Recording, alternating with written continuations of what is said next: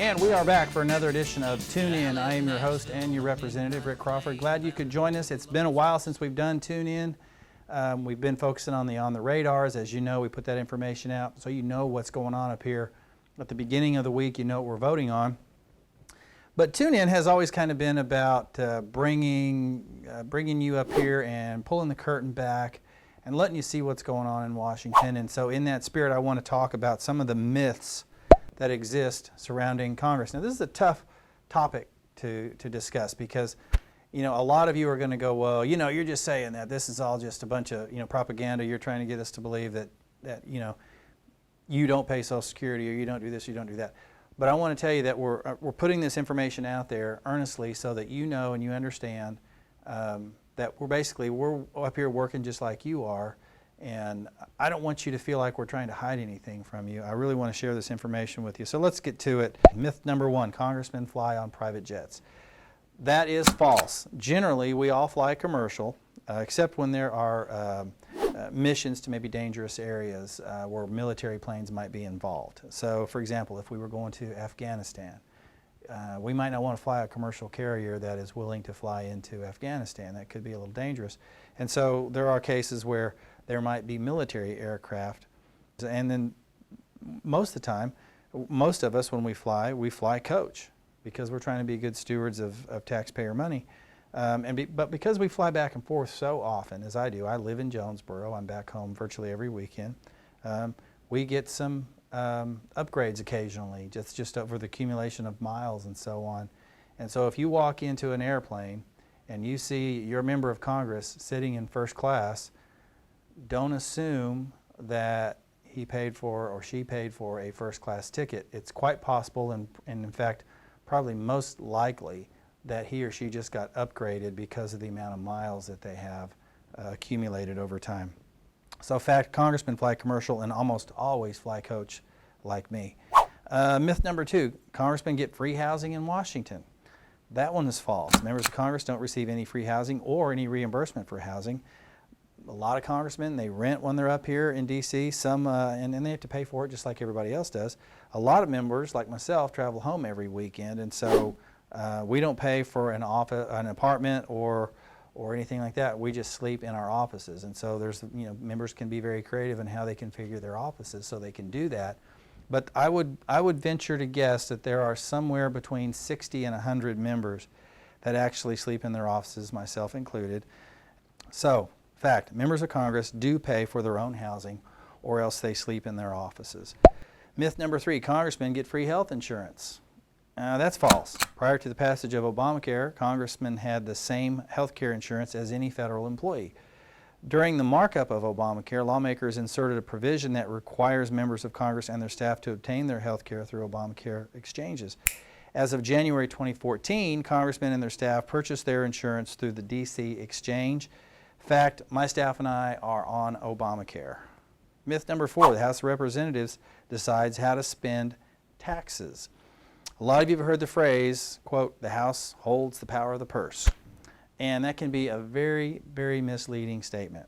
For example, just because the House holds the purse strings doesn't mean that it decides how to spend tax dollars. So the origination clause in the Constitution states that all bills for raising revenue shall originate in the House of Representatives. That means that bills imposing federal taxes must start in the House, but the Senate and the President must eventually approve them, and the Senate can make changes to those. The example I like to use is the House essentially has a joint checking account that requires two other signatures, and that is the President and the Senate. So, fact, the President, Senate, and House must approve how to spend taxpayer dollars. Myth number five, congressmen don't pay into Social Security. That's also false. According to Social Security Administration, all members of Congress, the Vice President and President, federal judges, and most political appointees were covered under the Social Security program beginning back in January of 1984. They pay into the system just like everybody else. All members of Congress, no matter how long they've been in office, have been paying into the Social Security system since January of 1984. They also pay into Medicare just like everybody else. Number six, out of session means on vacation. That's false. Since 1977, Congress is out of session on average approximately 3 months a year. During the work weeks, Congress is in session usually 4 days a week, the 5th day usually being reserved to help with travel arrangements back and forth to our districts. A large chunk of the 3 months is in the August break, which is actually another misnomer, as you said, August recess rather. As I said, so if you listen to certain media outlets, you might think that we all run out of Congress, slamming our lockers and throwing our papers in the air, and that's not recess. We're actually doing work in our district. Myth number 7. Congressmen get free gifts and trips from lobbyists.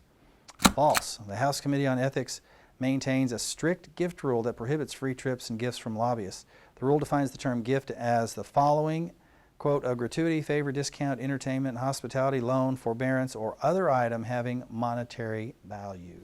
The term includes gifts of services, training, transportation, lodging, and meals, whether provided in kind by purchase of a ticket, payment in advance, or reimbursement after the expense has been incurred. The fact is, Congressmen can't accept gifts or trips from lobbyists. Now, there might be some folks that do, but they're breaking the law.